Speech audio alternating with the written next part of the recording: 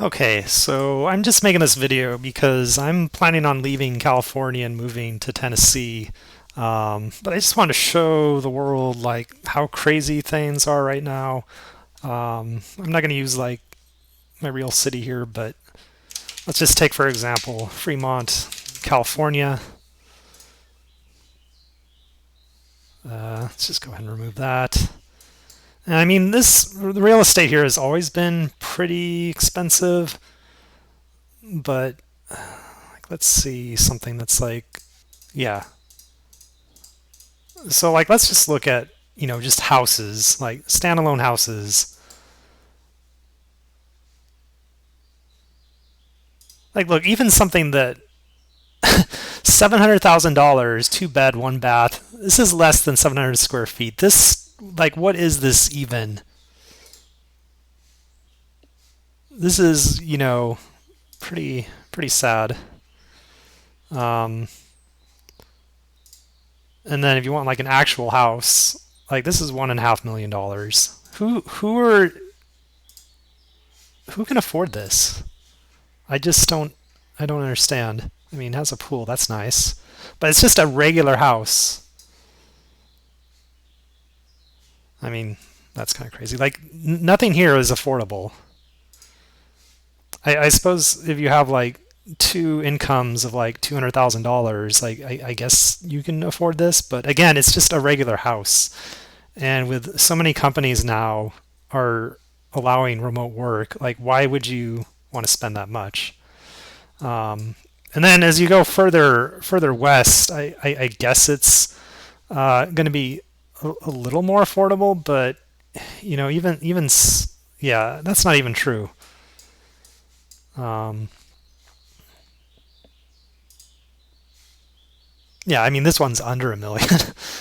Like that's just crazy. Uh, yeah, there's literally like no single family homes like less than $1 million in kind of this region of Pleasanton. And then if we go even further, so like Mountain House is an interesting city because it's all just kind of this synthetic neighborhood that was built within the last 2 decades. This all used to be just farmland up till recently. And the thing is here, the houses are expensive, but at least you get some nice square footage. But then you're kind of living in this really weird kind of suburb without any character whatsoever. I don't think there's even any really commercial buildings in this area. So there you go. It's still like $1 million. So you get some decent square footage, but it's still pretty crazy. Um, I guess you really have to go like as far as like Tracy before the prices start becoming a little more reasonable. But again, these are like a lot of these are older houses. Um, Square footage isn't that great. Oh, this one has some nice remodels. Um, so yeah, that'd probably be a better option for people. I mean, if you have the option of working remote and then maybe you need to drive in every once in a while, but man, that's going to be with how traffic is in the Bay Area, that commute from like Tracy to San Jose or anywhere where like the big tech companies are, um, is going to be like 2 hours, and that's not going to be fun. Uh, so that's crazy. So looking at kind of the area where I'm thinking of moving, uh, for various reasons, not near Knoxville, Tennessee, I've noticed that the prices, you do get really nice houses. So this is like 3,000 square foot. I mean, that's probably way more than I need. Um, but see, this one's been on the market a while, so that might mean that it's probably overpriced.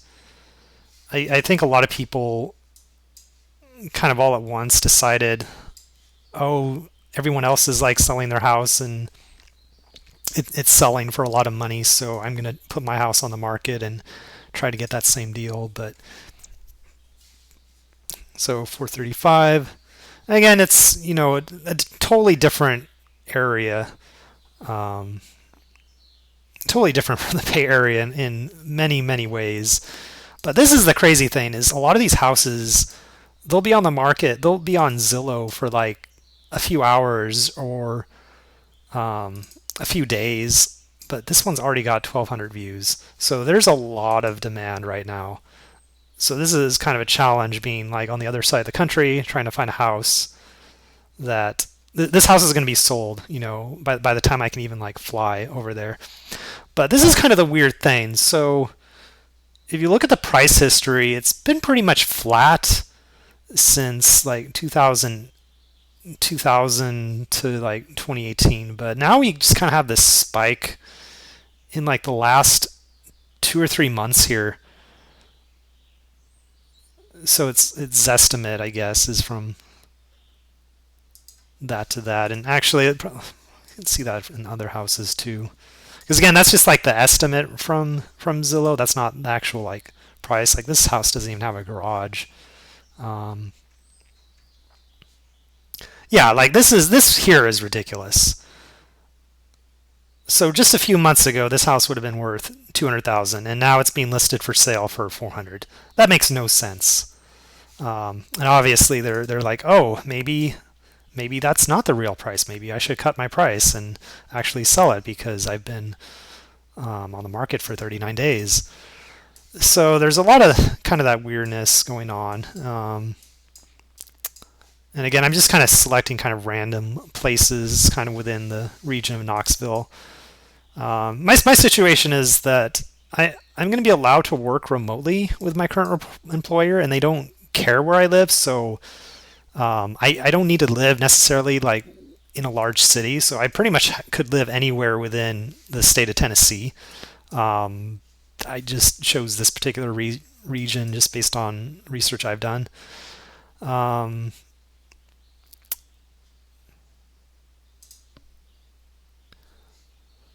but yeah, there's again probably the same thing. Yeah, with this house. So it's original.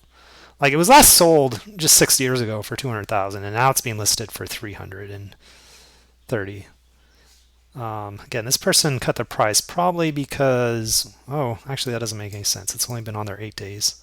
So I don't know. It's very interesting, and it's also kind of frustrating at the same time. The style of houses are very different in Tennessee. They all tend to have basements, which is kind of unheard of in California to have a basement in your house. The thing I don't like about the basements in these houses is they're unfinished basements, and the quality you're going to get in these unfinished basements is going to be very, very different. Like this one doesn't even have any flooring. It has like this office ceiling, which I can't stand. Um, and again, like my issue I would have with these is like, okay, if this is underground and it's unfinished, like was this ever designed to be occupied? So I don't know. This process is kind of crazy. Again, I've made a list of houses thinking, oh, I'm going to make a list of houses and then we'll just kind of keep track of them and see where they're going. Pretty much every nicer house that I wanted from that list is already sold. So my current plan is to create a list like 1 week in advance and then fly out there and then hope that some of these houses are still for sale and hopefully tour them. But I don't really know how that's going to work. So anyway, let me know what you think about this video. I thought I'd try something different and talk about, something I'm trying to do right now and how crazy the real estate market is. So yeah,